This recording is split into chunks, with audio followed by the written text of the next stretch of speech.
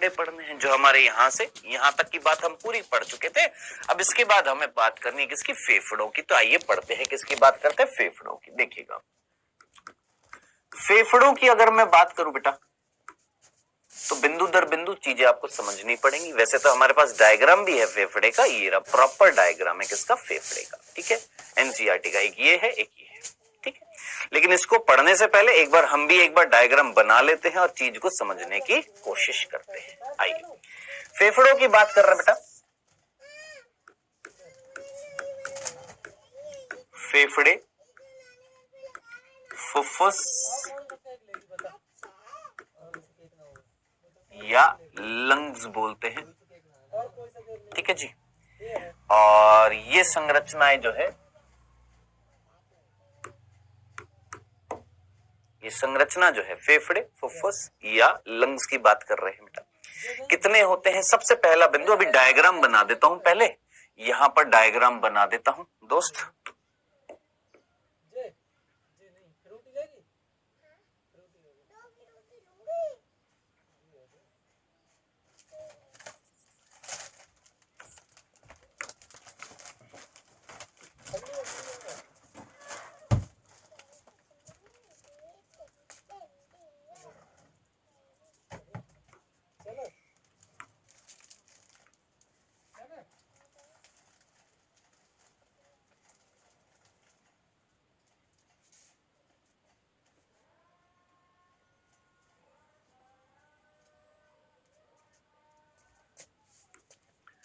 चलो जी, इस तरीके से ये हमारे फेफड़े हैं जो टिके होते हैं, एक संरचना होती है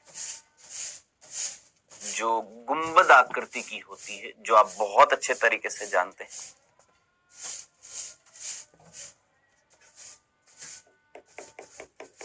डायाफ्राम जिसको हम बोलते हैं। ठीक है, ये हमारे फेफड़े। चलिए,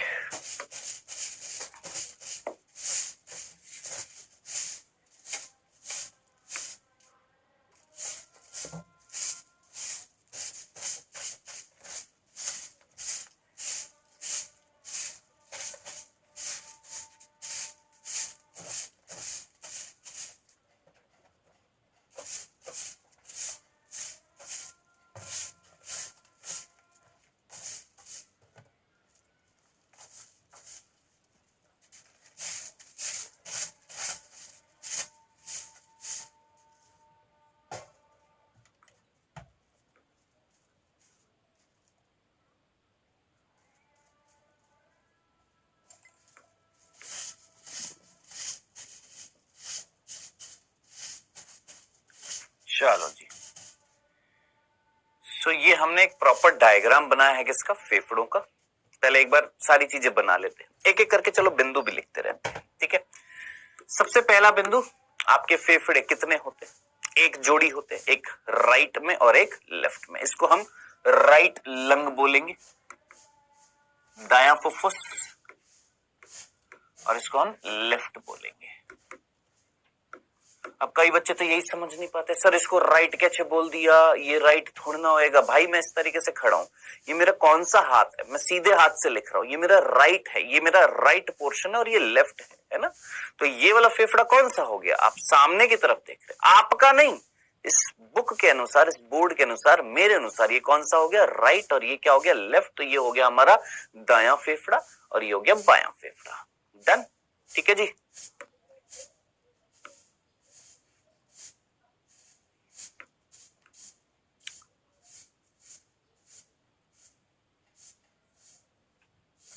ये आप बहुत अच्छे तरीके से जानते हैं, ये हम ऑलरेडी डिस्कस कर चुके हैं। ये क्या है बताने की जरूरत नहीं है मुझे। ये कौन है जानते हैं ना, ये कौन है, श्वास नलिका, जो बट गई है किसमें, प्राथमिक श्वसनी में। ठीक है, फिर अंदर जाल वाल होएगा, वो अभी जाल नहीं बना रहा हूं, नहीं तो कंफ्यूज हो जाएगी। ठीक है, आइए सबसे पहला बिंदु बेटा जी, यहां पर आपको जो समझना पड़ेगा वो ये, हमारे फेफड़े कितने हैं, एक जोड़ी है, एक जोड़ी क्या है, फेफड़े हैं। या एक जोड़ी आपके क्या है, फेफड़े हैं, एक जोड़ी फेफड़े हैं, एक राइट है और एक लेफ्ट है, दो भागों से बने हुए हैं, ठीक है। जिसमें से जो दायां वाला है, जो दायां वाला है, इसका वजन जो होता है वो होता है लगभग 625 ग्राम और इसका वजन होता है लगभग 575 ग्राम। क्या ये वाला जो होता है इसका वजन ज्यादा होता है, 625 ग्राम इसका वजन होता है। क्या ये याद रखना है? याद रख सकते तो याद रख लेना, एक वयस्क की बात कर रहे हैं, ठीक है। यानी जो दायां फेफड़ा होता है वो बाएं फेफड़े से बड़ा होता है, दायां फेफड़ा जो होता है वो बाएं फेफड़े से बड़ा होता है। किस आधार पर? आकार के आधार पर, ठीक है। अगर हम आकार देखें तो दाएं फेफड़े का आकार जो है राइट का लेफ्ट वाले से बड़ा होता है। अब आप बोलेंगे क्यों होता है? क्योंकि लेफ्ट वाले में एक खाली जगह होती है, अगर आप देखेंगे, ध्यान से देखेंगे, यहां पर एक मोड़ सा, एक कटाव सा नहीं दिख रहा आपको? एक कट लगता हुआ दिखाई दे रहा है, थोड़ा सा ज्यादा ही दिखाना पड़ेगा।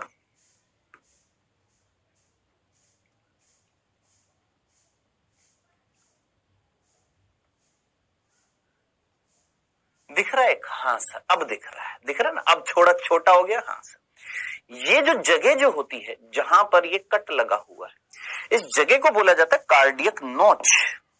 ये जो जगह है ना, इस जगह को क्या बोला जाता है? कार्डियक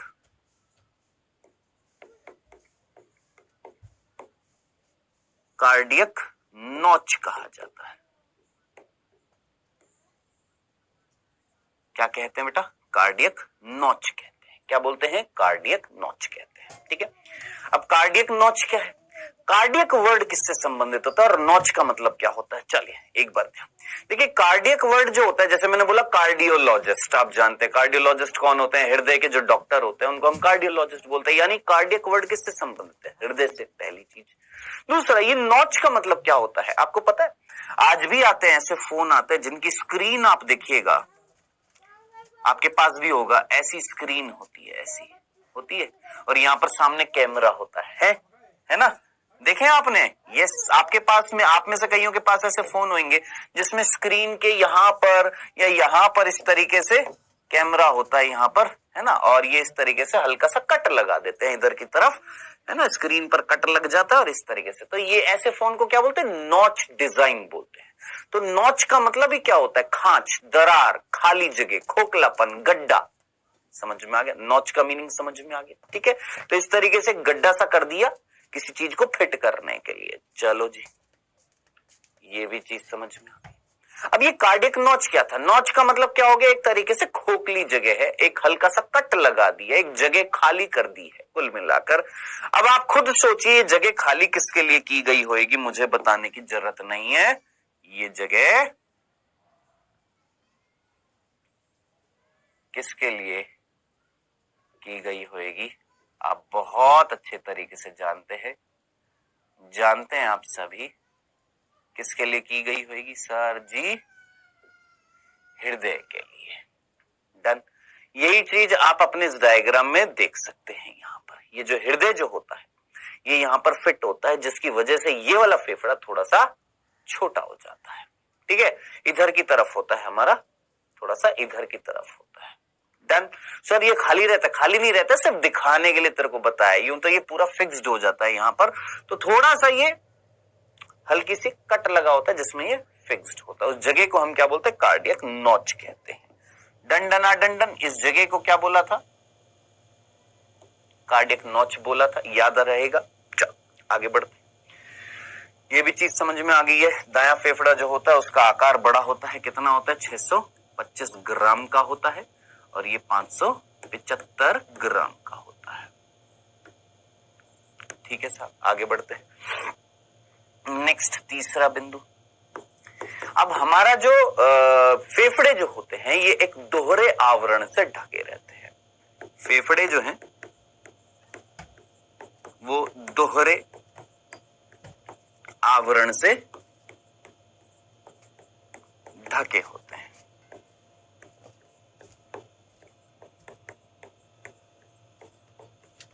किससे ढके होते हैं? दोहरे आवरण से ढके होते हैं।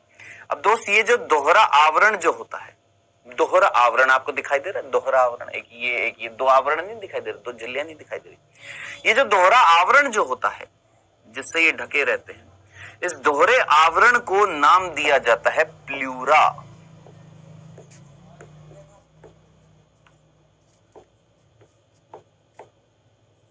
क्या बोलते हैं? प्लूरा कहते हैं।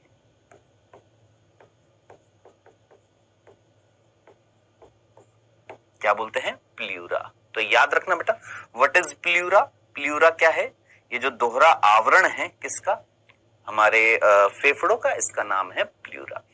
और इन दोहरे आवरण के बीच में जो खाली जगह है, इसके अंदर एक तरल भरा रहता है जिसको हम प्लूरल तरल, प्लूरल फ्लूइड कहते हैं, जो हृदय को भारी आघातों से बचाता है।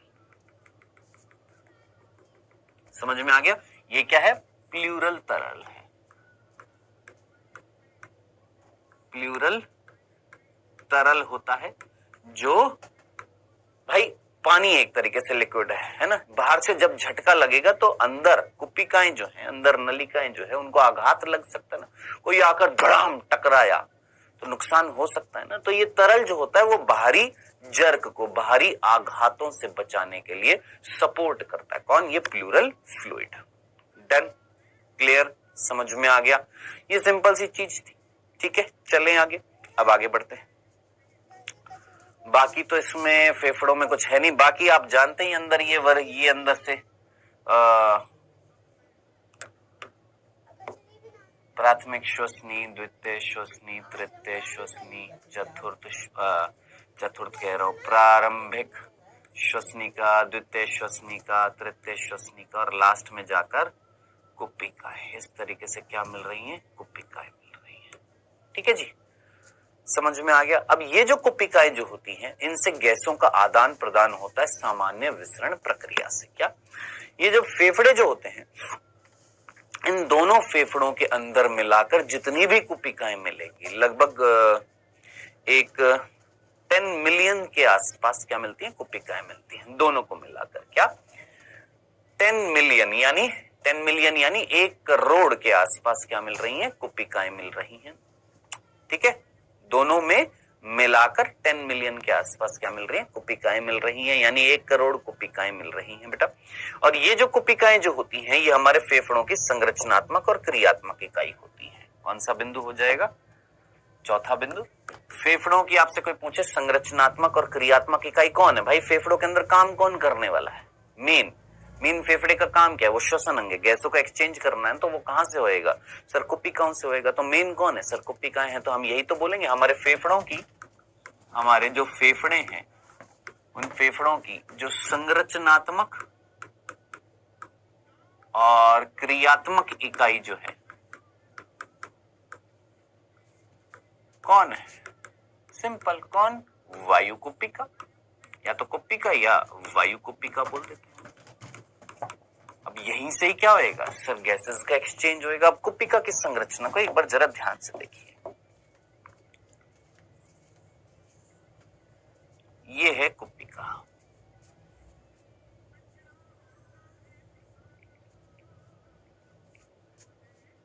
ठीक है, थोड़ा सा एक्स्ट्रा बताऊंगा बेटा, यहां पर थोड़ी सी चीज एक्स्ट्रा बतानी पड़ेगी।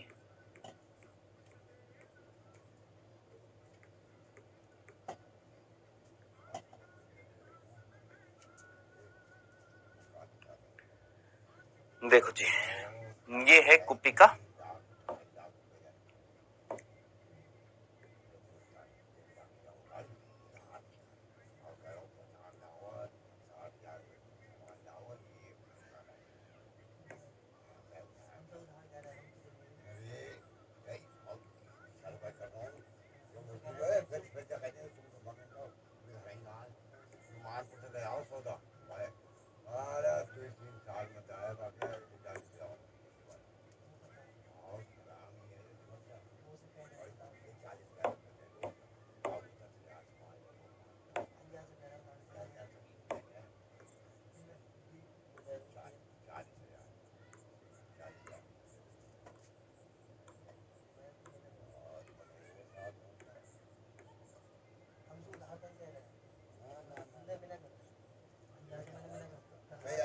देखिए इस कुपिका की जो कोशिकाएं आपको दिखाने की मैं कोशिश कर रहा हूं, दो प्रकार की मैं कोशिकाएं दिखाने की यहां पर कोशिश कर रहा हूं।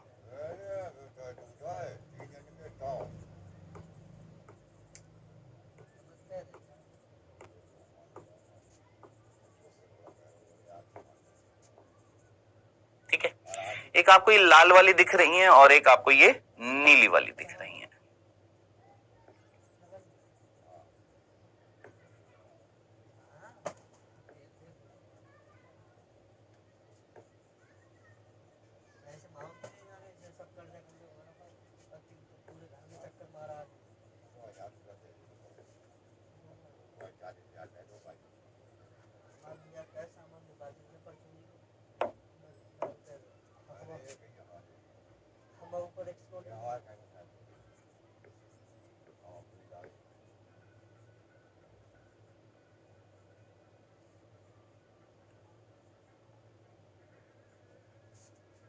चलो जी, ये हमने कुपिका बना दी है, टाइम लगा लेकिन बनानी जरूरी थी। अब इनमें से पर्टिकुलरली ये नीली वाली कोशिकाओं को जरा गौर से देखिएगा। नीली वाली कोशिकाओं को, एक मैंने नीली वाली कोशिकाएं बनाई हैं और एक मैं लाल वाली कोशिकाएं बना रहा हूं। हमारी जो कुपिकाएं जो होती हैं, जो संरचनात्मक और क्रियात्मक इकाई है किसकी बेटा जी? हमारे फेफड़ों की, है ना। इन कुपिकाओं के अंदर ध्यान से सुनना, ये जो कुपिकाएं जो होती हैं जिनको हम एयर एल्वियोलाई बोलते हैं अंग्रेजी में, एयर एल्वियोलाई बोल रहे हैं। ये जो हमारी जो वायु कुपिकाएं जो होती हैं बेटा, ध्यान से सुनना, इनमें दो प्रकार की कोशिकाएं होती हैं। क्या होती है इनमें? कुपिकाओं में दो प्रकार की कोशिकाएं होती है, या मैं बोलूंगा वायु कुपिका जो होती है, इसकी जो आवरण जो होता है ना वायु कुपिका, ये पूरी वायु कुपिका है। इस पूरी वायु कुपिका में दो प्रकार की कोशिकाएं मिल रही हैं। एक लाल वाली दिख रही है, थोड़ी सी बड़ी है, और एक नीली वाली है, थोड़ी सी छोटी है। देखिए साइज देखिए, लाल वाली का बड़ा है और नीली वाली का थोड़ा छोटा है। तो दो प्रकार की जो कोशिकाएं हैं उनका नाम क्या होता है बेटा? याद रखना, एक होती है न्यूमोसाइट 1। क्या होती है? न्यूमोसाइट 1। और एक होती है न्यूमोसाइट 2। एक होती है न्यूमोसाइट 1 और एक होती है न्यूमोसाइट 2। दो प्रकार की आपकी कोशिकाएं होती है, एक होती है न्यूमोसाइट 1 और एक होती है न्यूमोसाइट 2 होती है।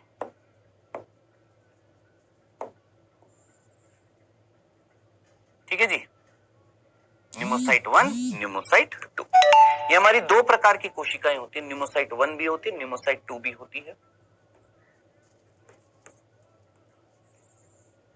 अब इनमें से न्यूमोसाइट 1 जो होती है उसका कार्य क्या होता है, न्यूमोसाइट 2 जो होती है उसका कार्य क्या होता है? तो देखिए ये नीली वाली जो है ये छोटी होती है, ये कंपैरेटिवली छोटी होती है, यानी ये है न्यूमोसाइट 1, और ये जो लाल वाली है ये कौन सी? न्यूमोसाइट 2 है। समझ में आ गया? तो ऐसे करूंगा तो जगह नहीं मिलेगी। आई होप इतनी सी बात समझ में आ गई कि कौन सी छोटी है। ये वाली छोटी है, ये न्यूमोसाइट, ऐसे लिख देता हूं, न्यूमोसाइट 1, और ये जो है न्यूमोसाइट 2 है। अब आप बोलेंगे सर ये पी क्यों लिख दिया? क्योंकि बेटा न्यूमोसाइट को जब हम इंग्लिश में लिखते हैं तो पी आता है, PNEUMOCYTE। ठीक है, पी साइलेंट होता है, आपने सुना होगा, है ना। तो ये न्यूमोसाइट में पी आता है पहले, जो पी साइलेंट होता है। तो यहां पर पी का मतलब क्या था? Pneumocyte 1, pneumocyte 2। न्यूमोसाइट 1 छोटी होती है और ये कंपैरेटिवली क्या होती हैं? बड़ी होती है। अब आ जाते हैं इनका कार्य। पहला बिंदु था कार्य। देखो दोस्त, आपके कुपिकाओं में गैसों का आदान प्रदान करना है। किसका आदान प्रदान करना है सर? गैसों का। कौन सी? ऑक्सीजन।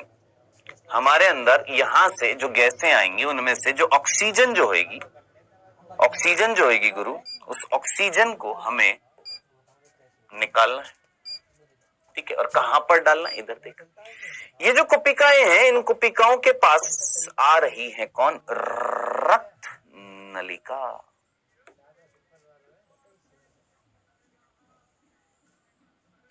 कौन आ रही है बेटा? ये रक्त नलिका है। और इस रक्त नलिका में ये जो रक्त नलिका आ रही है ये लेकर आ रही है कार्बन डाइऑक्साइड। ये क्या लेकर आ रही है? कार्बन डाइऑक्साइड, है ना। जो कोशिकाओं ने, हमारी कोशिकाओं ने श्वसन कर लिया, कार्बन डाइऑक्साइड निकाल दिया, वो कार्बन डाइऑक्साइड वाला अशुद्ध रक्त यहां से आ रहा है। चलो जी, कार्बन डाइऑक्साइड आ रही है, कार्बन डाइऑक्साइड आ रही है, और हमारी कुपिकाओं में ऑक्सीजन है, ऑक्सीजन है। कौन है सर? ये रही ऑक्सीजन, ऑक्सीजन। अब आप मुझे बताएं किसका आदान प्रदान करना है? सर ऑक्सीजन को यहां लाना है और कार्बन डाइऑक्साइड को यहां छोड़ना है ना। तो गैसों का विनिमय होएगा। ऑक्सीजन यहां ज्यादा है, यहां कम है, कार्बन डाइऑक्साइड यहां ज्यादा है, यहां कम है, तो कुपिकाओं से क्या होएगा? गैसों का विनिमय होएगा। कौन सी प्रक्रिया से? याद रखना, वायु कुपिकाओं में, जो वायु कुपिकाएं जो हैं उन वायु कुपिकाओं से क्या होएगा? गैसों का विनिमय होएगा, गैसों का एक्सचेंज होएगा, गैसों का विनिमय। विनिमय का मतलब क्या होता है? एक्सचेंज। विनिमय मीन्स एक्सचेंज। तो ये जो गैसों का जो विनिमय होने वाला है ये कौन सी प्रक्रिया से होएगा? आप बहुत अच्छे तरीके से जानते हैं ये कौन सी प्रक्रिया से होएगा। ऑक्सीजन यहाँ ज्यादा है, यहाँ कम है, उच्च सांद्रता से निम्न में आ जाएगी। कार्बन डाइऑक्साइड यहाँ ज्यादा है, यहाँ कम है, उच्च सांद्रता से निम्न में आ जाएगी। तो ये कौन सी प्रक्रिया होगी? क्या यहाँ ऊर्जा खर्च होगी? क्या यहाँ किसी की हेल्प लग रही है? नहीं भाई साहब, सीधा सामान्य विसरण। तो सामान्य विसरण विधि जो है, simple diffusion, simple diffusion process जो होता है,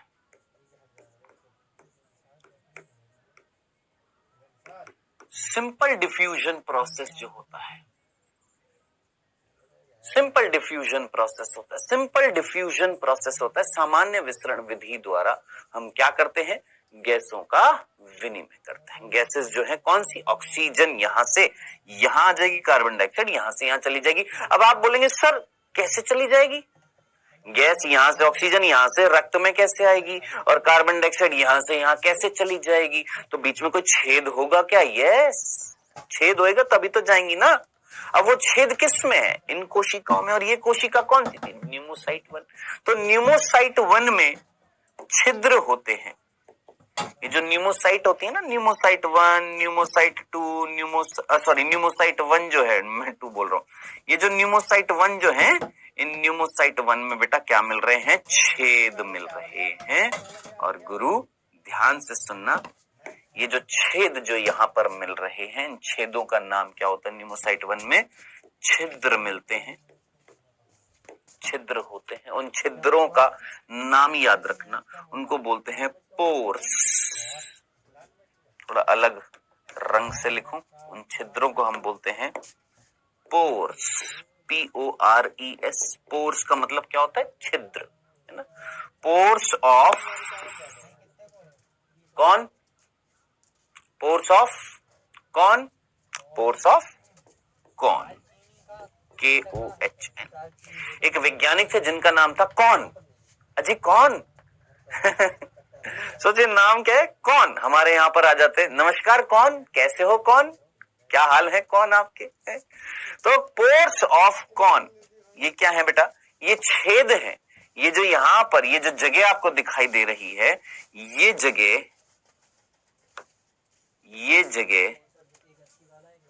क्या कहला रही है? पोर्स ऑफ कौन कहला रही है। और ये वो छेद हैं जहां से गैसों का आदान प्रदान होएगा। ऑक्सीजन यहां आ जाएगी और कार्बन डाइऑक्साइड यहां चली जाएगी। डन, क्लियर, समझ में आ गया। तो न्यूमोसाइट 1 जो है, क्या मैं ये नहीं बोल सकता न्यूमोसाइट 1 गैसों का विनिमय करा रही? यस, न्यूमोसाइट 1 जो है वो गैसों का क्या कराती है? विनिमय कराती है। चाहे तो यहां पर ऐसे लिख देते हैं, वैसे तो यहां पर लिखने की जरूरत नहीं है, आराम से समझ में आ जाएगा। बाकी आप खुद भी थोड़ा सा कॉमन सेंस लगा के लिख सकते हैं। चलो लिख देते भाई साहब, गैसों का विनिमय कराती है। ठीक है, तो गैसों का विनिमय कराने के लिए कौन रिस्पॉन्सिबल थी? सर न्यूमोसाइट 1 रिस्पॉन्सिबल है। डन। अब आ जाते हैं न्यूमोसाइट 2 पर। सर ये न्यूमोसाइट 2 क्या करती है? मैंने कहा आ जाओ। कंपैरेटिवली बड़ी होती है और थोड़ा पीछे की तरफ होती है। यहां पर ये एक रसायन स्रावित करती है बेटा, याद रखना है आपने। ये एक रसायन स्रावित करती है। क्या करती है? एक केमिकल होता है, एक रसायन होता है, उसको स्रावित करती है। और वो जो केमिकल जो होता है जो ये स्रावित करती है उसको हम बोलते हैं क्या? लेसिथिन।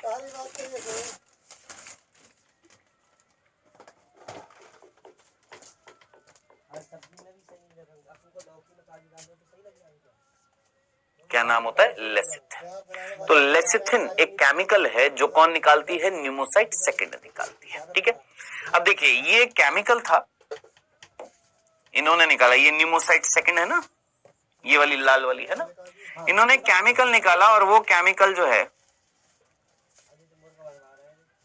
अंग्रेजी में बोलते हैं सरफेक्टेंट। मतलब अब ये मान लेते हैं वो केमिकल था जो कोशिका की सतह पर लगा हुआ है, यहाँ पर छेदों के सामने तो लगेगा नहीं क्योंकि वहां से तो गैसेस का एक्सचेंज। अब ये जो केमिकल जो था, ये जो हरा हरा सा मैंने दिखाया है, ये अंदर से इस तरीके से लग चुका है, हर कोशिका के आसपास है। ठीक है जी, कौन? ये लेसिथिन। डन। लेसिथिन अब ये क्या करेगा? अब मैं तुमसे पूछता हूं, मैं एक सिंपल सा प्रश्न पूछता हूं, गुरु बताओ मुझे, क्या ये कुपिका एक गुब्बारा नहीं है? सोचो, आप सभी ने गुब्बारा देखा है? हाँ सर। क्या ये कुपिका गुब्बारा नहीं है? हाँ सर, बिल्कुल गुब्बारा है। कौन है? अरे भैया ये कुपिका क्या है? गुब्बारा है भाई, हवा नहीं है इसके अंदर। इसके अंदर कौन है? हवा है। यानी ये कुपिका एक गुब्बारा है और इसके अंदर कौन है गुरु? इसके अंदर है हवा। Okay sir. अब आप मुझे बताइए, अगर मैं नाक और मुंह बंद कर दूं, एयर ना जाए, तो ये गुब्बारा सिकुड़कर पिचक नहीं सकता? सोचिए कि ये गुब्बारा है, इस गुब्बारे के अंदर हवा है, अगर हवा ना जाए, मैंने अपनी नाक बंद कर ली, मुंह बंद कर लिया, एयर जब नहीं जाएगी तो ये गुब्बारा, मान लो एयर ना जाए तो उस टाइम पर ये गुब्बारा पिचक जाएगा। सोच, अगर ये गुब्बारे पिचक जाए, हमारी कुपिकाएं, सारी की सारी कुपिकाएं पिचक जाएं, गैसों का आदान प्रदान ना हो, खत्म हम तो। लो जी जनाब, कट गया हमारा, खत्म, हम खत्म हो गए, मर जाएंगे हैं। लेकिन मैं अपना नाक और मुंह कुछ सेकंड्स, क्या कई लोगों ने तो विश्व रिकॉर्ड भी बना रखे हैं, मिनटों मिनटों के हैं, है ना, तो वो क्यों नहीं मरे?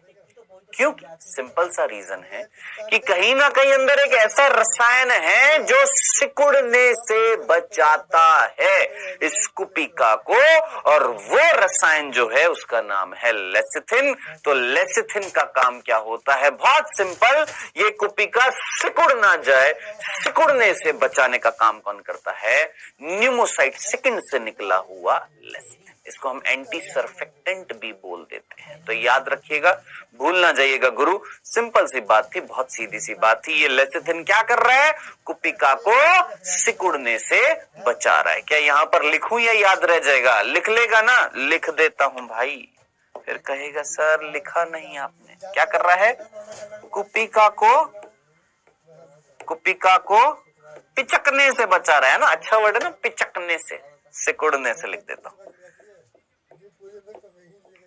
सिकुड़ने से बचाता है। डन। तो ये थी हमारी कुपिका की संरचना, ये थी हमारे फेफड़े की संरचना। यहां तक जितनी भी बातें मैंने बताई हैं गुरु, एक बार जरा एनसीईआरटी पढ़ लेते हैं। देखिए लिखा हुआ हमारे 2 फेफड़े होते हैं, हाँ जी, जो एक द्विस्तरीय फुफ्फुस आवरण प्लूरा से ढके रहते हैं। चलो ये हमने आपको बता दिया। क्या हमारे फेफड़े कितने? 2 हैं, एक राइट एक लेफ्ट है, और ये एक 2 स्तरीय यानी 2 आवरण से ढके रहते हैं जिसको हम प्लूरा कहते हैं। ओके जनाब, जिनके बीच में क्या मिल रहा है? एक द्रव भरा पड़ा रहता है। बताया मैंने आपको, प्लूरल तरल बोला था। हाँ सर, जो क्या कर रहा था भाई साहब? ये घर्षण कम कर देता है, बाहरी आघातों से बचाता है हमको। ठीक है, बाहरी फुफ्फुस आवरण झिल्ली वक्षीय परत के, अच्छा अब इसके आगे का जो बिंदु है वो अभी मैं आपको बताऊंगा, ठीक है।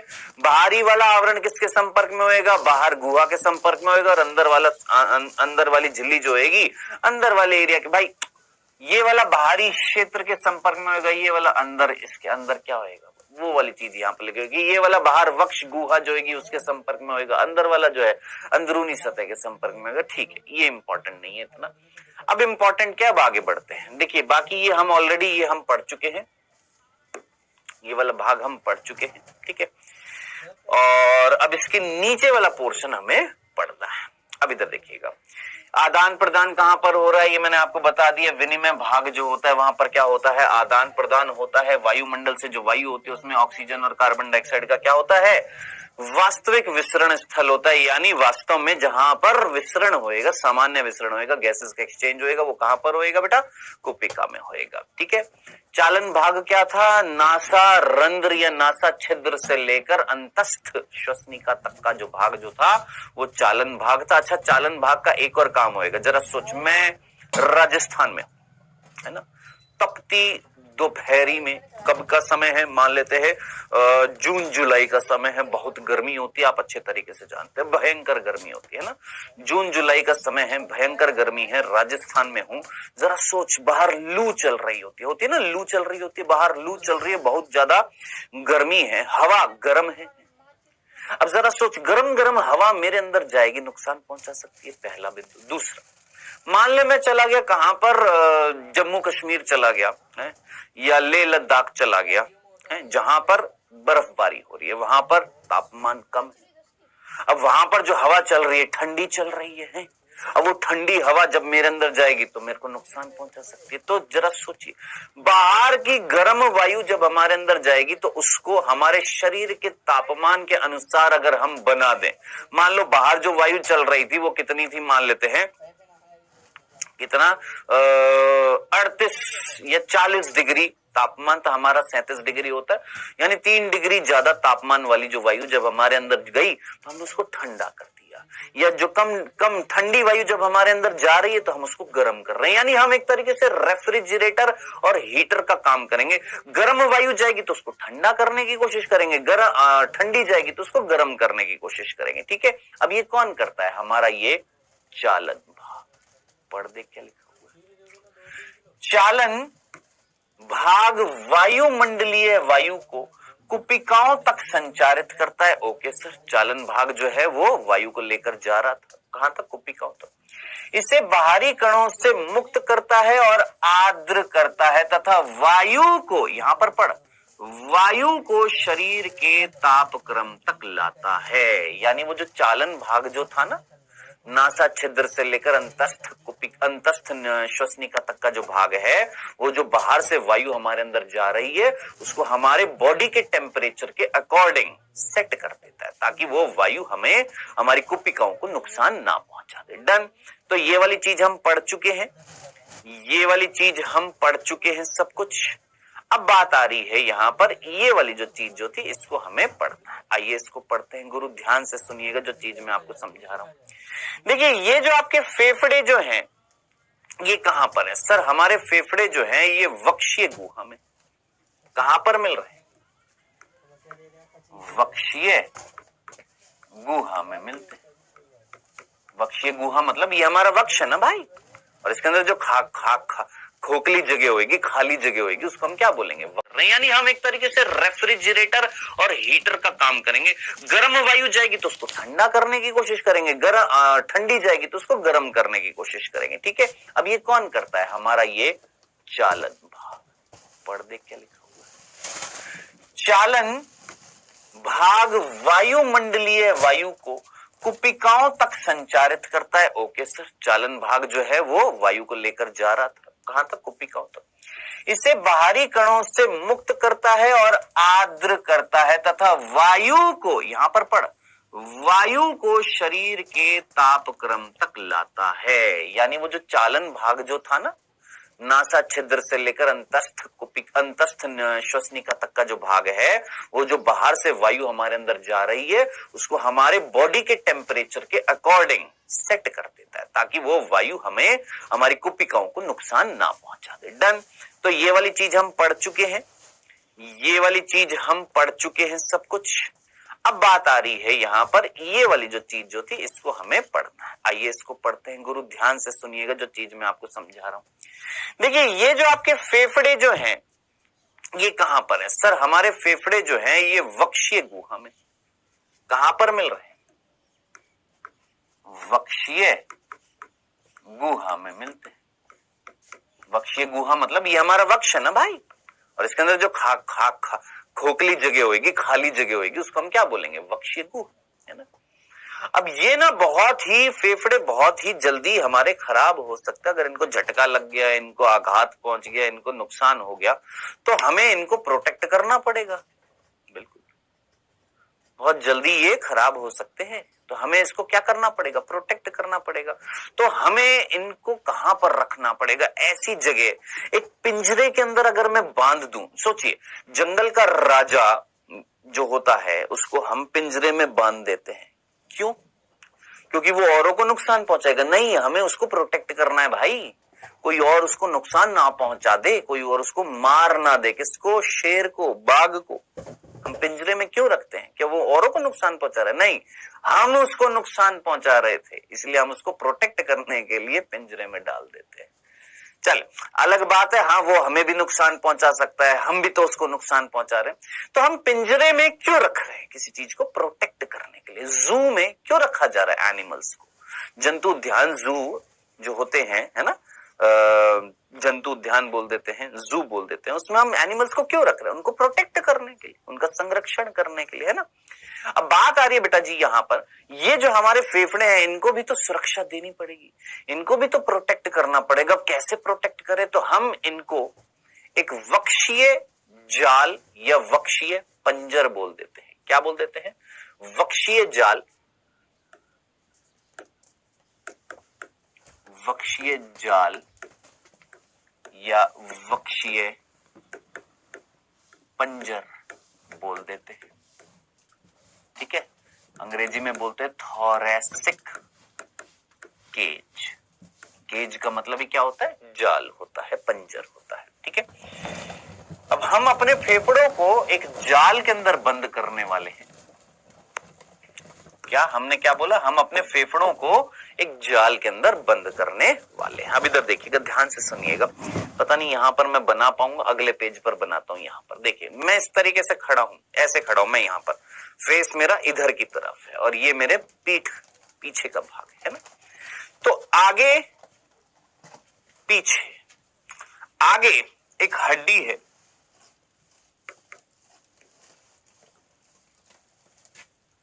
खंजर आकार की होती है। आगे की तरफ यहां पर एक हड्डी होती है, ये एक हड्डी है जिसका नाम होता है उरोस्थी,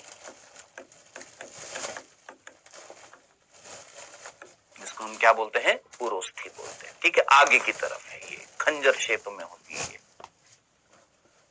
सर ये तो लॉलीपॉप से बना दिए। खंजर डैगर शेप होते हैं इस तरीके से, मतलब मैं अभी बना नहीं पा रहा हूं, लेकिन आप समझ जाइएगा कैसी होती है। खंजर के जैसी होती है, डैगर बोलते हैं अंग्रेजी में। ठीक है, तो आगे की तरफ एक हड्डी होती है जिसको हम बोलते हैं उरोस्थी, अंग्रेजी में बोलते हैं स्टर्नम। अंग्रेजी में बोलते हैं स्टर्नम। ठीक है जी, उरोस्थी, स्टर्नम। ओके, आगे की तरफ। पीछे की तरफ होती है रीढ़ की हड्डी।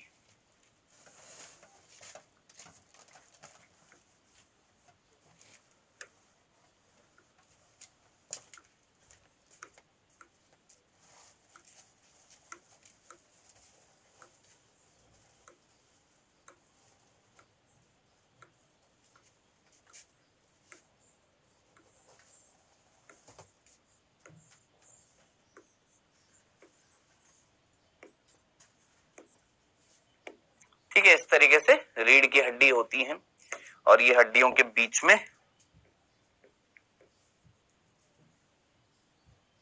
इन हड्डियों के बीच में इस तरीके से उपास्थियां मिलती हैं। उपास्थियां याद है ना आपको, भूले तो नहीं है, जिसकी वजह से हमारी रीढ़ की हड्डी में लचीलापन आता है। ठीक है जी। सो इस तरीके से क्या मिलती है, उपास्थियां मिलती हैं। और मेरी है ना एक उपास्थि टूट गई है, एक नहीं दो टूट गई हैं। इसकी वजह से मेरे को एक प्रॉब्लम है जिसका नाम जिसको आप में से कई जानते होंगे, स्लिप डिस्क, अगर आपने नाम सुना। चल, सो ये हमारी पीछे रीढ़ की हड्डियां होती हैं, जिसमें से सामने वक्ष, ये वाला भाग, हम किसकी बात कर रहे हैं, वक्ष की बात कर रहे हैं। किसकी बात कर रहे हैं, वक्षीय जाल की बात कर रहे हैं। तो हमारा जो वक्षीय भाग जो होता है, ये वाला है ना, इसके इधर की तरफ, मतलब अब मैं हाथ तो बना नहीं सकता कि ये वाला जो इतना पोर्शन जितना मैं आगे हाथ कर रहा हूं, ये वाला पोर्शन जो हमारे पीछे होएगा, मेरे पीछे होएगा पीठ में, वहां पर 12 हड्डियां होती है। मान लो यहां से यहां तक ये वक्षीय भाग है, जिसमें 12 वक्षीय क्या होती है, कशेरुक दंड होती है, या मेरुदंड भी बोल देते हैं। वक्षीय मेरुदंड, या इसको हम कशेरुक दंड भी बोलते हैं। याद रखना, रीढ़ की जो हड्डी होती है उसको हम कशेरुक दंड या मेरुदंड बोलते हैं। वर्टिब्री बोलते हैं, वर्टिब्री बोलते हैं। ठीक है जी। कितनी है, 12 होती है ये रीढ़ की हड्डियां। टोटल रीढ़ की हड्डियां 12 नहीं होती, इस वाला एरिया जो है ना, ये इतना वाला यहां तक का जो एरिया है, वक्षीय भाग जो पीछे की तरफ होएगा, वहां पर 12 हड्डियां है। ठीक है, चलो जी, समझ में आ गया। अब इधर देख, इन हड्डियों से पीछे मेरे इन हड्डियों से निकल कर आकर जुड़ रही हैं क्या, पसलियां। कौन आकर जुड़ रही है बेटा, पसलियां आकर जुड़ रही है। लेफ्ट साइड से भी, सिमिलरली उधर से राइट साइड से भी हुई।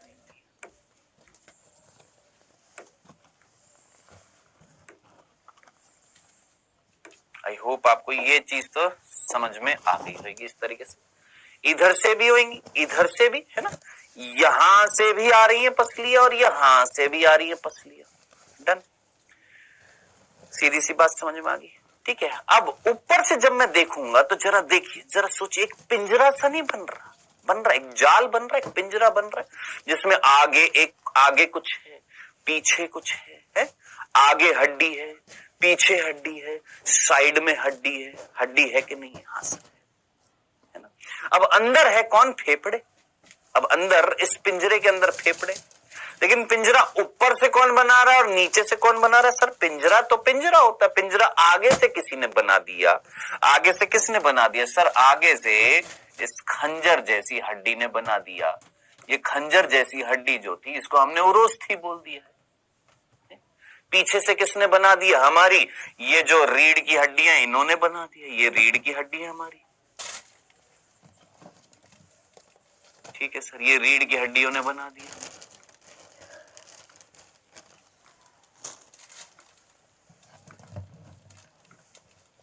ठीक है, तो पीछे से किसने बना दिया, रीढ़ की हड्डियों ने। यानी हमारा ये जो जाल जो था ना, कुल मिलाकर बेटा, ये जो जाल जो है, ये जाल पीछे से कौन बना रहा है, सर रीढ़ की हड्डी है। आगे से किसने बनाया इस जाल को, सर आगे से उरोस्थी ने बना दिया है। पीछे से किसने बना दिया, सर पीछे से रीढ़ की हड्डी ने बना दिया। आगे से किसने बना दिया, उरोस्थी ने बना दिया है। ये एक बार लाल वाली चीज लिख देता हूं, कई बाद में आप पूछे सर बताया नहीं था आपने। ये उपास्थि होती है, उपास्थि होती है, ये कार्टिलेज होती है जो हमारी रीढ़ की हड्डी को लचीलापन देती है। ये देखो, हम आगे पीछे इस वजह से होते हैं क्योंकि ये रीढ़ की हड्डी में लचीलापन इन उपास्थियों की वजह से आता है। भाई हड्डी तो नहीं मुड़ पाती, लेकिन हड्डी के बीच में एक संधि मिल रही है, एक जॉइंट मिल रहा है जो उपास्थियों ने बनाया। चलो ठीक है, सो आगे है उरोस्थी और पीछे है कौन, मेरुदंड, कशेरुक दंड, यानी वर्टिब्री है ना। थोरेसिक वर्टिब्री बोलते हैं इनको। चलो जी, और साइड से कौन आ रही है, सर पसलियां आ रही हैं। ये कौन है, सर पसलियां हैं, रिब्स बोलते हैं इनको। ठीक है, सो जरा सोचिए, एक जाल की अगर मैं बात करूं तो जाल आगे से इसने बना दिया, पीछे से इसने बना दिया, साइड से पसलियों ने बना दिया, है ना। आगे से इसने बना दिया, पीछे से रीढ़ की हड्डी ने बना दिया, पीछे से रीढ़ की हड्डी ने बना दिया। साइड से, ये साइड से किसने बनाया सर? पसलियों ने बना दिया। सर ऊपर से और नीचे से कौन बनाएगा? तो बेटा नीचे, नीचे होता है कौन? हमारा गुंबद आकृति में कौन? डायाफ्राम। कौन होता है? डायाफ्राम होता है। आप अच्छे तरीके से जानते हैं कौन है ये डायाफ्राम है। अब डायाफ्राम क्या होता है जानते हैं ना? What is diaphragm? डायाफ्राम एक मांसपेशीय संरचना होती है। ये कौन है सर? ये डायाफ्राम है, जिसको हम अंग्रेजी में डायाफ्राम बोलते हैं, हिंदी में मध्यपट बोलते हैं। लेकिन हमारी बुक्स में मध्यपट ना लिखकर डायाफ्राम भी लिख देते कई जगह पे। इंग्लिश में वर्ड होता है डाया, PHRAGM बोलते हैं, डायाफ्राम। ठीक है। अब ये एक मांसपेशीय संरचना है, याद रखना। बाकी हड्डियों से बनी है, देख पसलियां हड्डियों से बनी हुई है, उरोस्थी हड्डी से बनी हुई है, पीछे जो रीढ़ की हड्डी थी वो हड्डी से बनी हुई है। ये जो है एक पेशी संरचना है, यानी ये एक मांसपेशी से बनी हुई है, मांसपेशीय संरचना है। डन, क्लियर है? अब नीचे से कौन है सर? ये डायाफ्राम है। ऊपर कौन मिल रहा है? अब ऊपर देखना, यहां पर ना, यहां पर अगर मैं दिखाना चाहूं, यहां पर अंग प्रदर्शन कर देता हूं मैं थोड़ा सा। यहां पर अगर दिख जाए तो ये एक हड्डी होती है, आप अपने गर्दन के यहां पर दबाइएगा, इस वाली जगह को, यहां पर आपको फील करिए, यहां पर इस जगह पर एक हड्डी फील होगी। इसका नाम होता है क्लेविकल। यहां पर एक इधर से आती है, एक इधर से आती है। इसको ब्यूटी बोन भी बोला जाता है, याद रखना। कौन सी बोन बोला जाता है? ब्यूटी बोन बोला जाता है। लड़कियों में ब्यूटी बोन बोला जाता है और लड़कों में इसको, वैसे तो लड़के और लड़की दोनों में कॉलर बोन बोला जाता है। ब्यूटी बोन बोला जाता है फीमेल्स के केस में। आपने देखा होगा, सुना होगा, मिस यूनिवर्स है ना, Aishwarya Rai, miss world Aishwarya Rai, miss universe बनती है, मिस वर्ल्ड बनती है, मिस इंडिया बनती है। वो जो कंपटीशन होते हैं ना, उसमें ये देखा जाता है किसकी ब्यूटी बोन ज्यादा से ज्यादा दिखती है ना। अब ये ब्यूटी बोन उन्हीं की ज्यादा से ज्यादा दिखेगी जिनके अंदर मोटापा कम होएगा, ऑब्वियस सी बात है ना, फैट कम होएगी। सो ये एक कैरेक्टरिस्टिक फीचर होता है किसका? गर्ल्स का, ये वाला। ये जितनी अच्छी दिखती है उतनी ब्यूटीफुल माना जाता है किसको? एक गर्ल को। ठीक है, तो अब आप इसमें मत लग जाना कि सर मेरे को अपनी ब्यूटी बोन दिखानी। नहीं भाई साहब, सुनो मेरी बात को, पढ़ाई पर फोकस करना। ये जो है, this is called beauty bone, जिसको हम कॉलर बोन भी बोलते हैं। इसका नाम होता है क्लेविकल। एक इधर से आती है और एक इधर से आती है, दो होती है। ठीक है। सो ऊपर की तरफ कौन है बेटा? ऊपर की तरफ है हमारी इस तरीके से, ये भी हमारी उरोस्थी से आकर ही जुड़ती है, याद रखना। कौन से पेन से दिखाऊं यार, सारे तो यूज में ले ही लिए हैं। चलो इसकी बात कर लेते हैं एक बार।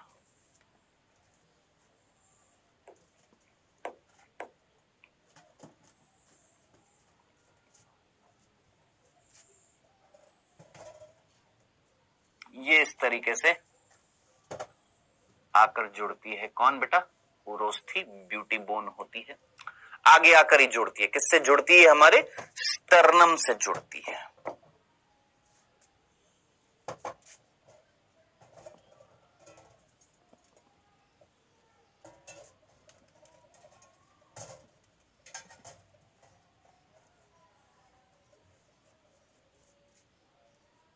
ठीक है जनाब, समझ में आ गया। नाउ इसका नाम क्या है बेटा? इसको हम बोलते हैं क्लेविकल। इंग्लिश में भी क्लेविकल बोलते हैं और हिंदी में भी क्लेविकल कहते हैं। अब आप मुझे बताएं, कुल मिलाकर हमारा फेफड़ा यहां पर है। हमारे जो फेफड़े जो हैं गुरु, वो यहां पर है, LUNGS। लंग्स जो है हमारे, वो यहां पर है, अंदर है, यहां पर।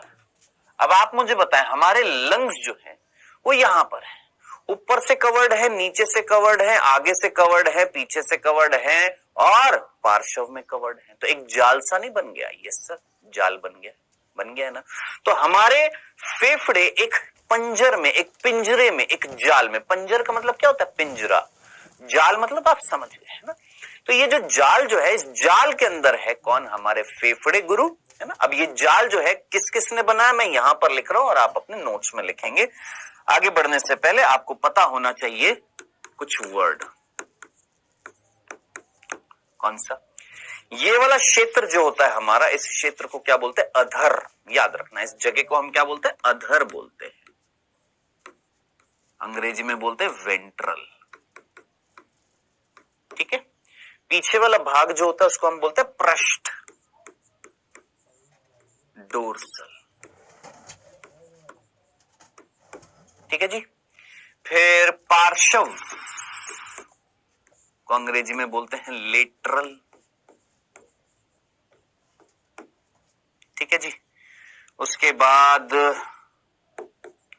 अधर हो गया, पृष्ठ हो गया, अधर हो गया, पृष्ठ हो गया, पार्श्व हो गया, और शीर्ष। शीर्ष का मतलब ऊपर हो गया, और निचला भाग। एक शीर्ष भाग हो जाएगा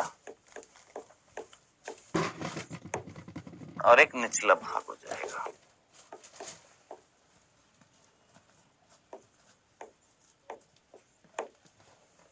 एक अपर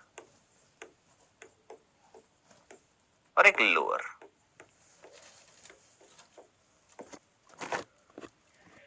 ठीक है जी। अब इन वर्ड्स को देखिए और देखकर मुझे बताइए, क्या ये पिंजरा 5 तरीके से कवर्ड है? आगे से तुमको दिखाई दे रहा है ये वाला भाग? सोचिए, क्या आगे से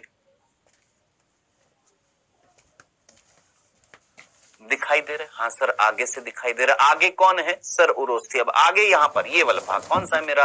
अधर। ये पृष्ठ, ये पार्श्व, ये ऊपर वाला और ये नीचे वाला है। तो जरा सोचिए, इस जाल में अधर भाग किसने बनाया? अधर भाग यानी ये वाला पोर्शन, ये वाला पोर्शन। मैं इस तरीके से खड़ा हूं, मेरे फेफड़े जो है आगे से किससे कवर्ड है? इससे ना। तो अधर भाग किसने बनाया इस जाल का? सर, उरोस्थी ने बनाया है, यानी स्टर्न।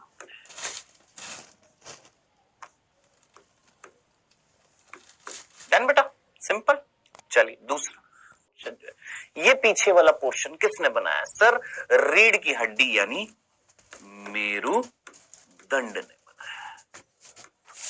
वर्टिब्रल कॉलम बोलते हैं अंग्रेजी में। ठीक है जी।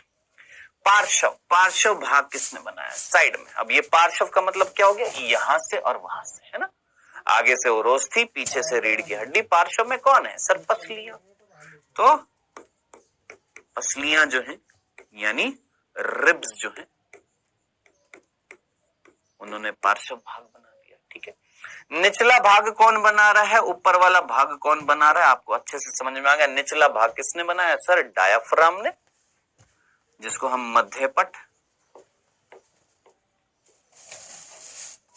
बोलेंगे, इंग्लिश में बोलेंगे डायाफ्राम। ठीक है। और ऊपर वाला भाग जो है, जो हमारी एनसीईआरटी में नहीं बताया गया, ऊपर वाला भाग जो है वो किसने बनाया है?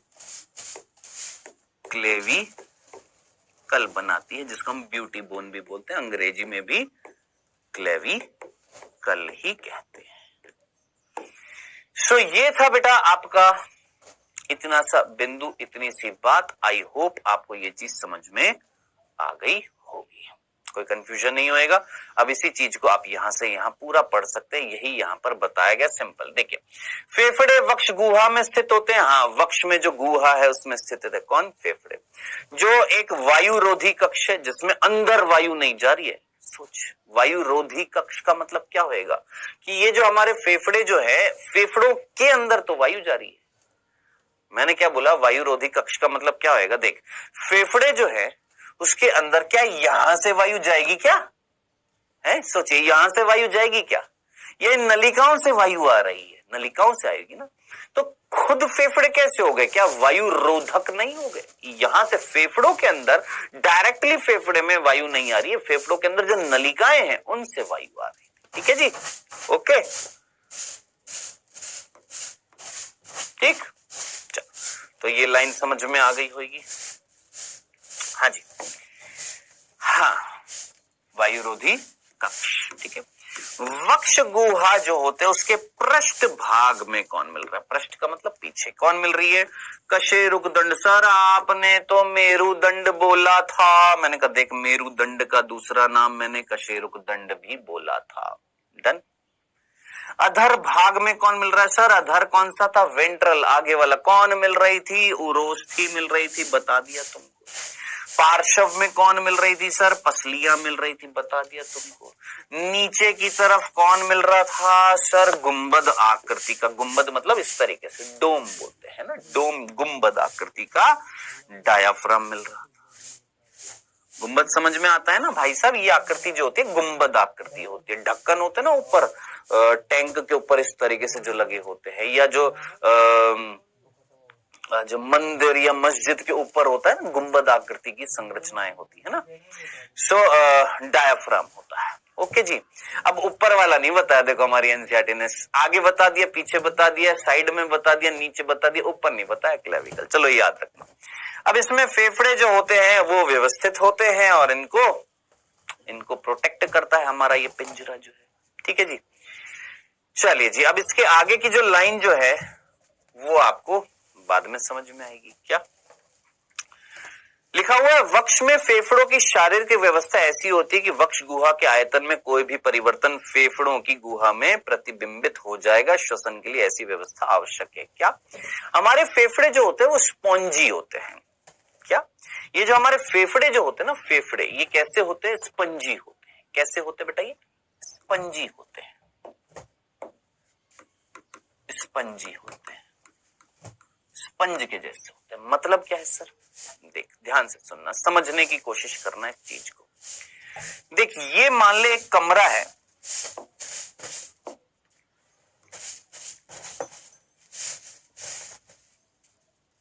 ये मान ले एक कमरा है। चलो ऐसे दिखा देते हैं यार। ये मान ले एक कमरा है, ठीक है। और इस कमरे में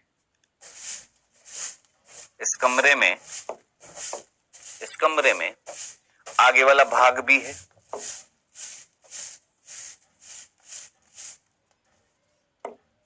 ध्यान से देखना।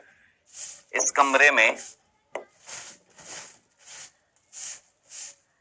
इस कमरे को देखो, क्या इस कमरे में आगे कुछ है? हाँ सर। पीछे कुछ है? हाँ सर। ऊपर कुछ? हाँ सर। नीचे कुछ है? हाँ सर। और साइड में भी कुछ है?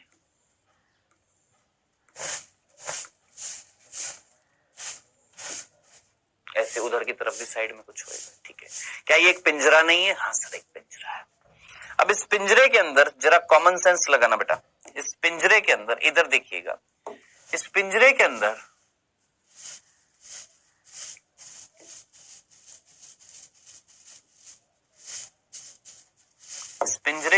मैंने कुछ डाल दिया। इस पिंजरे के अंदर मान लो मैंने फेफड़े को डाल दिया। भाई ये यही चीज समझाने की कोशिश कर रहा है। ये पिंजरा, इस पिंजरे के अंदर कौन है? ये फेफड़े हैं। कौन है बेटा? ये हमारे फेफड़े। ये कौन है सर? ये पिंजरा है गुरु। कौन है? ये पिंजरा है। आगे पीछे दाएं बाएं सब कुछ ये ढका हुआ था, पिंजरे के अंदर है। कौन? हमारे फेफड़े, ठीक है। अब हमारे फेफड़े इस पिंजरे के अंदर है। इस पिंजरे के, पिंजर बोल दीजिए, पंजर बोल दीजिए, जाल बोल दीजिए, हैं? इस जाल के अंदर हमारे फेफड़े हैं, ठीक है। अब ये फेफड़े ना स्पंजी है, स्पंजी। आपने रसगुल्ला खाया स्पंज वाला? हाँ सर रसगुल्ला स्पंज वाला। सिकुड़ सकता है, फैल सकता है, इसको हम स्पंज बोलते हैं ना, है ना। खाया आपने रसगुल्ला? खाया स्पंज वाले? जाइएगा एक बार मिठाई वाले की दुकान पर जाइएगा और बोलिएगा भैया हमको स्पंज वाले रसगुल्ले दे दो। कैसे होते हैं? जो पिचक जाते हैं, है ना, पिचकने के बाद उनको वापस से डालो तो फिर फूल जाते हैं। इनको हम क्या बोलते हैं? स्पंज बोलते हैं। इस कैरेक्टरिस्टिक फीचर को हम क्या बोलते हैं? स्पंज बोलते हैं। और ऐसा पॉरीफेरा संघ में मिलता है। सिकुड़ सकते हैं, फैल सकते हैं, उतनी उस शेप में आ सकते हैं ना। अब इमेजिन कर, ये संरचना तेरे को दिखाई दे रही है? हाँ सर ये संरचना मेरे को दिखाई दे रही है। मैं जो चीज समझाने की कोशिश कर रहा था, ध्यान से देखना।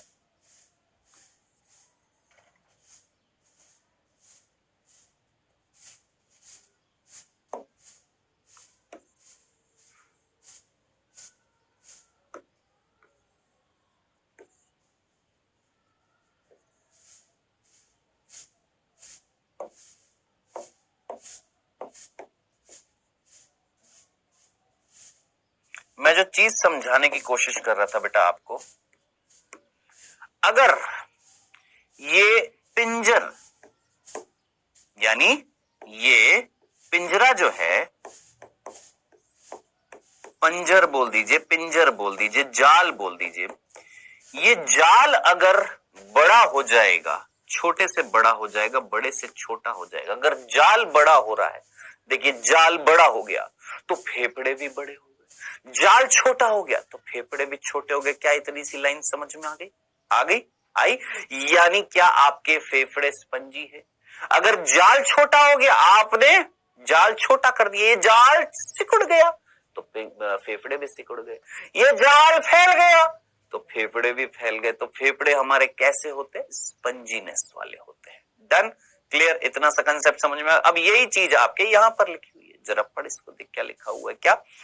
वक्ष में फेफड़ों की शारीरिक व्यवस्था कुछ ऐसी होती है, यानी हमारे वक्ष में जो फेफड़े जो मिलते हैं कुछ इस तरीके से मिलते हैं कि अगर वक्ष गुहा जो थी, वो जो वक्ष गुहा है ना, खाली जगह, वो जो पिंजरा जो था है, अगर उसका आयतन बढ़ेगा, अगर वो पिंजरा बढ़ेगा तो उसके साथ साथ हमारे फेफड़ों के आयतन में भी बढ़ोतरी होगी, यानी दोनों एक दूसरे के प्रतिबिंबित हो जाएंगे। यानी अगर वो बढ़ेगा तो फेफड़ा भी बढ़ेगा, वो सिकुड़ेगा तो फेफड़ा भी सिकुड़ जाएगा। अब इस चीज को फील कर, यहां पर सामने इधर देख, कोई खाली जगह, ये देख, मैं दिख रहा हूं? हाँ सर, दिख रहा हूं, सामने नॉर्मल खड़ा हूं मैं, ठीक है।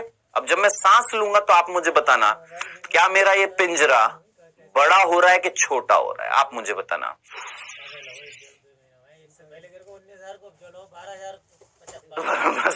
क्या हुआ? क्या ये पिंजरा फैला? समझ में आया? जब मैंने सांस ली तो ये जो मेरा पिंजरा जो था, क्या ये बड़ा हुआ? जब ये बड़ा होएगा तो फेफड़े भी बड़े हो जाएंगे। समझ में आ गया? कंसेप्ट समझ में आ गया? अब मैं जब सांस छोड़ूंगा, ये मैंने ली, वापस सामान्य स्थिति, है ना? तो सांस लेते हैं तो पिंजरा बड़ा होता है, बढ़ता है, आयतन बढ़ता है, किसका? वक्षीय गुहा का, वक्षीय जाल का, इस पिंजरे का आयतन बढ़ता है। डन? तो आई होप आपको ये कंसेप्ट समझ में आ गया होगा यहां तक की बात। हालांकि हमारा आज का टॉपिक तो अभी भी रह ही गया है, कौन सा? ये वाला टॉपिक हम लोग स्टार्ट करने वाले थे, कौन सा? श्वसन की क्रियाविधि, लेकिन नहीं हुआ, कोई बात नहीं, कर लेंगे इसको, आराम से कर लेंगे। यहां पर जो चरण बता रखे हैं श्वसन के, बहुत सीधे सीधे हैं भाई साहब। आप मुझे बताइए श्वसन में आप क्या करने वाले हैं? सोच, सबसे पहले वायुमंडल से होते हुए कहां आएगी? फेफड़ों में। फेफड़ों से ऑक्सीजन किस में जाएगी? रक्त में। रक्त से होती हुई किसके पास जाएगी? कोशिकाओं के पास। कोशिकाओं में यूज में आ जाएगी, क्या हो जाएगा? श्वसन। क्या निकलेगी? Carbon dioxide. कार्बन डाइऑक्साइड को रक्त में डाल देंगे, फिर वो रक्त कार्बन डाइऑक्साइड को किसके पास लाएगा? फेफड़ों के पास। फेफड़ों के अंदर कौन आ जाएगी? Carbon dioxide. फिर हम उस कार्बन डाइऑक्साइड को बाहर निकाल देंगे। ये चीज बता रखी है भाई साहब, ये सिंपल से चरण। बोलिए, क्या ये बताने लायक है? सिंपल सा, खुद सोचिए। आप जानते हैं ना क्या कि भैया फुफ्फुस में वायुमंडल, फेफड़ों में वायुमंडलीय वायु जब भर जाएगी है, तो कार्बन डाइऑक्साइड अंदर, कार्बन डाइऑक्साइड जो है कुपिकाओं के अंदर आ जाएगी और ऑक्सीजन जो है कुपिकाओं से रक्त में चली जाएगी, ठीक है। यानी कुपिकाओं से गैसों का आदान प्रदान हो जाएगा। अब रुधिर में कौन सी गैस आ गई? ऑक्सीजन आ गई। अब वो क्या करेगी? परिवहन करेगी, किसके पास जाएगी? ऊतकों के पास जाएगी, टिश्यूज के पास, सेल्स के पास। ऑक्सीजन चली गई, ऑक्सीजन चली गई, और वो जो सेल ने श्वसन किया होगा उन्होंने कार्बन डाइऑक्साइड निकल गई, तो सेल के पास जाकर सेल के अंदर, कोशिका के अंदर ऑक्सीजन चली गई, बाहर कार्बन डाइऑक्साइड आ गई। चलो जी, वापस रक्त में कौन आ गई है? कार्बन डाइऑक्साइड आ गई है। फिर वो कार्बन डाइऑक्साइड जो है वापस से किसके पास आएगी? फेफड़ों के पास आएगी, और फेफड़ों से फिर से उसको हम क्या निकाल देंगे? बाहर निकाल देंगे। तो इस तरीके से सिंपल सा चरण होते हैं। अब है असली टॉपिक, और वो है क्या? आपका ये वाला, क्या? श्वसन की क्रियाविधि, ठीक है। अब मैंने आपको बताया था श्वसन जो होता है दो चरणों में होता है, एक होता है अंतः श्वसन, सांस खींचना। अच्छा सॉरी, मैंने आपको निश्वसन, निश्वसन जो होता है, निश्वसन अंदर नहीं होता, निश्वसन का मतलब होता है बाहर निकालना, ठीक है। तो निश्वसन बाहर निकाला, अंतः श्वसन अंदर खींचना, ठीक है। इंस्पिरेशन, एक्सपिरेशन, ये हम दोनों पढ़ेंगे अब बाद में, ठीक है। चलिए जी, ये वाली सारी चीजें जो है हम नेक्स्ट क्लास में पढ़ेंगे, यानी श्वसन की क्रियाविधि हम नेक्स्ट क्लास में पढ़ेंगे। आज जो पढ़ाया था सिंपल सी बातें थी, ज्यादा कुछ जटिलता थी नहीं उसमें, नॉर्मल सी बातें थी, याद रखनी है आपने सारी। अभी समय हुआ है आपके क्विज का बेटा।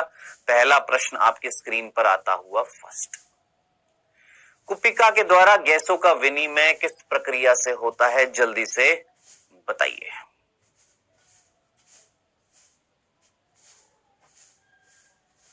कर लिया बेटा, बहुत सिंपल सा प्रश्न है। दूसरा, वक्ष गुहा के अधर भाग में मिलने वाली संरचना क्या कहलाती? अधर भाग कौन सा था सोच, और अधर भाग में जो संरचना मिल रही थी, जो हमारी वक्ष गुहा या वक्ष का जाल जो बना रही थी, उसका नाम क्या था? मध्यपट था, मेरुदंड था, उरोस्थि थी, पसलियां थी, क्या नाम था? जल्दी से लगाइएगा, फटाफट लगाइएगा। चलो जी, समय हुआ समाप्त। आइए डिस्कस करते हैं बेटा। पहला प्रश्न सीधा सीधा, कुपिका में गैसों का विनिमय कौन सी प्रक्रिया से हो रहा था? भाई सब साफ साफ बताया था, किसी चीज की सहायता नहीं ली जा रही है, सीधा कोई पोर्स से, पोर्स ऑफ कौन, याद आ रहा है, जिनसे न्यूमोसाइट 1 में मिल रहे थे, गैसेस का एक्सचेंज हो गया था सामान्य विसरण प्रक्रिया से। दूसरा, वक्ष गुहा के अधर भाग में, अधर का मतलब ये वाला भाग, और यहां पर कौन मिल रही थी? सर उरोस्थि मिल रही थी, स्टर्नम मिल रही थी, मेरुदंड पृष्ठ पे मिल रही थी, मध्यपट निचला भाग था, पसलियां पार्श्व में मिल रही थी। Done, clear. ये था बेटा जी आपका सिंपल सा लेक्चर। अब नेक्स्ट लेक्चर में हम श्वसन की क्रियाविधि पढ़ेंगे। क्या पढ़ेंगे? श्वसन की क्रियाविधि, ठीक है, जिसमें हम बात करेंगे किस चीज की? अंतः श्वसन, वायु अंदर कैसे जाती है, वायु बाहर कैसे निकलती है, ये वाली दोनों प्रोसेस पढ़ेंगे। मिलेंगे नेक्स्ट लेक्चर में बच्चों। Bye bye.